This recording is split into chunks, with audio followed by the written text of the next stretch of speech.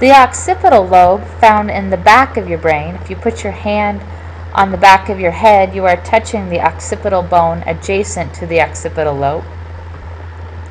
The smallest of the brain's 4 lobes, this occipital lobe focuses on vision. The region contains the visual cortex and the visual association area.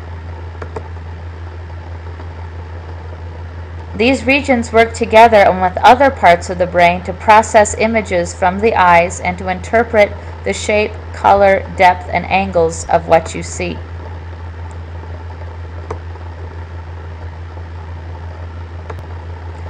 The next lobe we're going to talk about is the parietal lobe.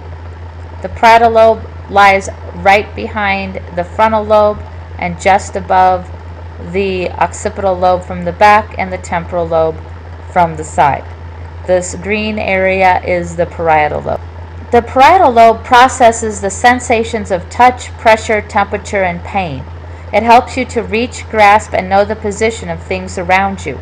It even reacts when someone else is touched. The parietal lobe can identify exactly where you're hurt when you get injured.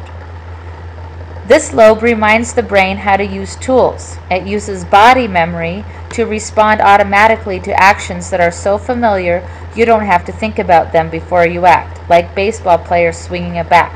It also governs attention.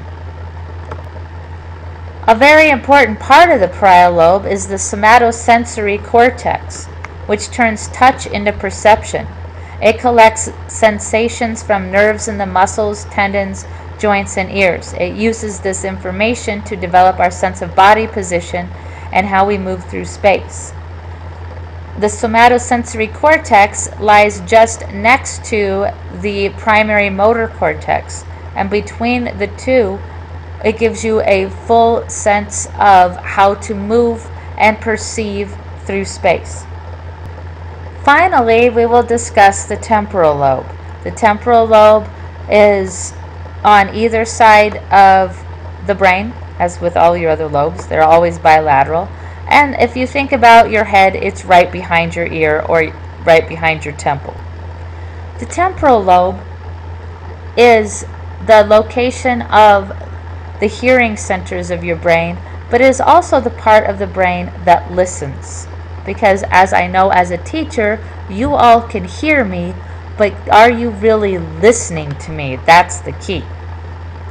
So this is the part of the brain that listens. The temporal lobe plays an important role in understanding words and music. Wernicke's area, right here, Wernicke's area matches words to sounds. The temporal lobe retrieves the meaning of words from memory, then matches words to concepts to help you to express ideas. So without Wernicke's area, you may hear the words, but you don't really understand the words. This lobe also detects the direction of movement and recognizes objects, particularly faces.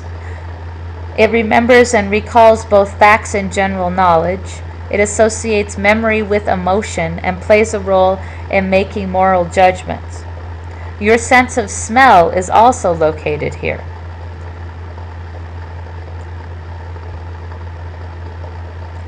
By the way, the hearing center that I referred to is actually the primary auditory cortex, located right there.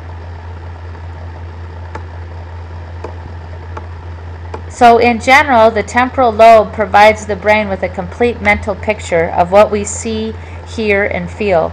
Language, smell, and hearing are all processed in the temporal lobe.